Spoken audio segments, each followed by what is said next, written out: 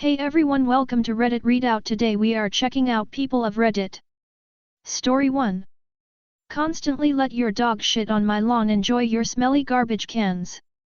For context, I live in a small cul-de-sac with 4 other houses. We're all pretty close and friendly since it's a small neighborhood. Except one house, they keep to themselves and are generally pretty inconsiderate with noise ordinances and such. I'm talking doing loud machine work at 6:45 a.m. on a Saturday. I have a large dog and his poops are sizable. I don't like to let him poop on the front lawn since I've put a lot of work into making it look nice. Suddenly, I start finding poops that were not his. I could tell based on size and a few other factors that these were not my dog's shits. The first few I let go, just picked up and tossed. But after finding one almost every single morning for weeks, I had enough. I checked my doorbell camera and lo and behold, my neighbor was letting their dog shit on my lawn, then just calling them back and going inside. The final straw was watching their dog dig into my flower bed, which I had previously attributed to squirrels or rabbits since we have a lot in our area. I tried speaking to them about it a few times, but they actively dodge interactions with all the other neighbors in our cul-de-sac. I go outside while they are washing their car, they drop the hose and go inside for a while. I try to catch them in the morning before work, they either hustle into their car or go back inside. It's the most childish thing I've ever seen.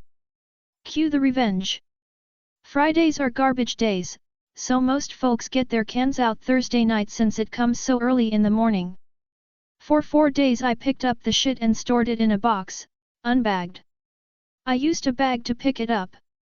At 11 p.m., as I'm letting my own dog out before bed, I empty that box into their garbage can and waited.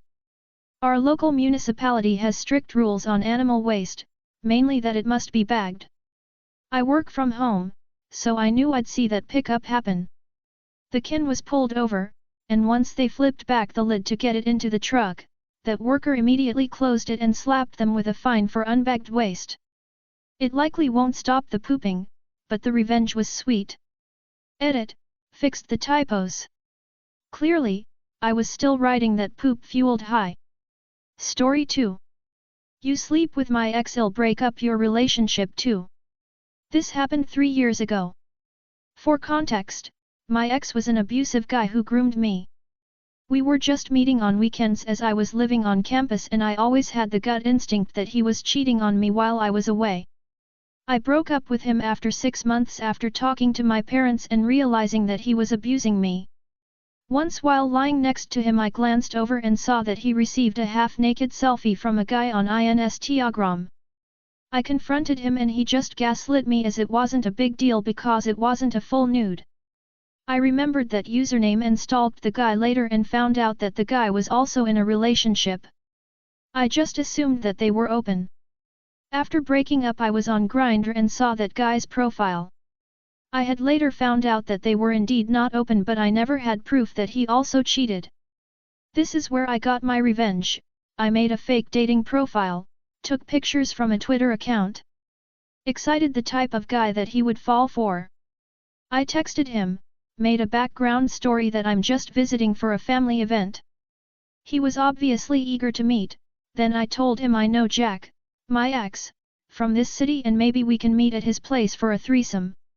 He obviously blurted that he knew Jack and he has hooked up with him before a lot of time. He even admitted to hooking up with Jack when I was away and also to hooking up with guys at cruising toilets. And he sent me tons of nudes. I had enough proof now, but couldn't find his boyfriend's Insta account. I found his LinkedIn, made a fake email account and sent him everything on his work mail. Next day, his boyfriend replied saying thanks for the proof as he knew about his infidelity but could never prove it and break up. Thanked me for saving him $1,000 as the guy requested him to buy him an iPhone for his upcoming birthday. Story 3. A lady steals from me, jokes on her. She has been poking around for years. She lives across the street. She takes my mail, fruit from my trees, things from my yard. I've caught her multiple times, but she seems to think she has every right. Never enough for me to take legal actions. TBH, I'm busy as hell these days. One day she was by my mailbox with her dog in her pajamas, reading a letter from my bank regarding my small car loan. Just standing there, reading, glasses on, cigarette in hand, reading it. I confronted her and said opening people's mail is a crime. Not like you have the money to fight it, ha ha ha ha. I thought fine. You wanna read someone's mail? I'll give you enough of your own to read. There's a religious organization nearby. Not sure if they're a cult or a legit organized religion. They leave notes and knock on doors, that type of thing. I'm always kind enough to them, so I get their propaganda in the mailbox every now and again. I used a VPN to go to their website. They had some type of questionnaire/application thing. I used a fake email address, fake name. But her address. It also wanted a phone number. Her dog comes and shits on my lawn every evening. One night, I saw him out there, gave him an unsuspecting pat, and took a photo of the tag on his collar. Scurried back home, and redid the application with her address and phone number. I see them come by 4 times a week to her house now. Random times. Sometimes 7 a.m., sometimes 8 p.m., most weekends. Knocking, leaving massive packs of papers and shit in her mailbox, on her porch. I just know they're most likely calling her constantly too. There you go, nosy neighbor. Lots of important scripture to read and keep you busy. Enjoy. Edit. Yet I've reported her 6 times over the past few years. Cops take my statement. I gave them photos of her. I can literally see her house from my house, she's a stone's throw away. Never done anything like steal my packages or anything good. I can't be bothered making more reports for stolen letters, well, rather, read and stuffed back in letters, grapefruit, rocks and soil, succulents, and the cheesy garden gnome I got from an office Christmas party. Honestly, I was glad she took that one. Story 4. Petty Penny. A recent post reminded me of this. Not my story per se, but I was very much involved. Years ago I worked in a civil court. I can't remember the details of this particular case other than it was a neighbor dispute. The plaintiff was awarded judgment and the defendant had come to the courthouse to pay the debt. As soon as I saw him I chuckled and thought WTF? Because he came in with wheelbarrow hauling a huge burlap sack which I soon found out was full of pennies. He was quite clearly upset about the judgment and insisted the only way he would reimburse the plaintiff was in the form of pennies, unrolled and free-flowing. I laughed softly, thinking to myself, not a bad idea actually. I don't recall the amount of the judgment, but I think it was something like $1,500, $500? Or, I dunno, however many it takes to fill a big burlap sack. LOL. I explained to him that not only would the court not be willing to accept a crap ton of pennies, it would be US rolling them all, not the plaintiff, and that he should speak with the plaintiff directly and offer his settlement. I thought that was the end of it, but about 30 minutes later I picked up an incoming call from a very irate plaintiff who was practically screaming, "Do I have to take all these $% and pennies?" I re-advised him that the courts did not guarantee payment of judgments, so he could certainly refuse, but he may otherwise never get paid. I can't remember what his reply was, but he ended up taking the pennies, and boy, he was not happy. I've always wanted to repay something like this in pennies, nickels now I guess, but, luckily, so far I've never had a chance. Story 5. How to get back at neighbor who starved his dog to death. My neighbor is a piece of shit who left his house dilapidated and abandoned after Hurricane Ida and a tornado that hit a year later.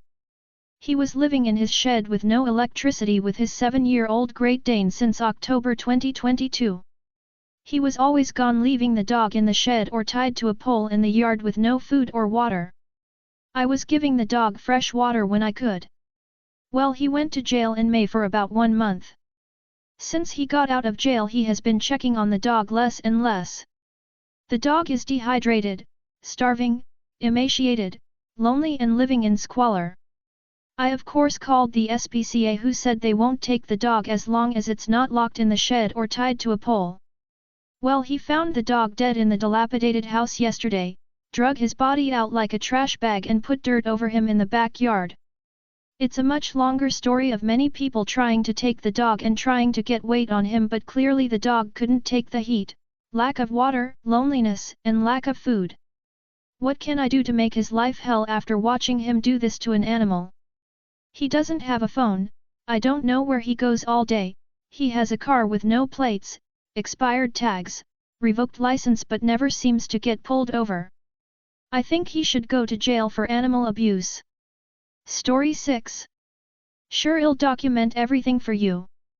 Boss needs some data to see if there's an issue with a portion of our work. Normally I don't mind this stuff, but they need everything put onto a share Excel sheet, and whenever I try to add anything it's locked by the boss because he's looking at the data. All day Monday and Tuesday it's locked by him for my entire work day. I created my own Excel and track the issues there, figuring I'd just copy and paste at some point. Today I get a message that I'm not participating in the data collection, so I respond that the Excel has been read only due to him using it all day. I explain that I have the date to share, but of course when I tried to add it the Excel is read only because he'd got it open to review. And this, my friends, is where the petty arrived. In this shared drive everything is required to be password protected, so when I put my Excel sheet there I of course put a password on it, and oops, I signed off and forgot to give anyone the password. The password is the project name, but he'll never figure that out.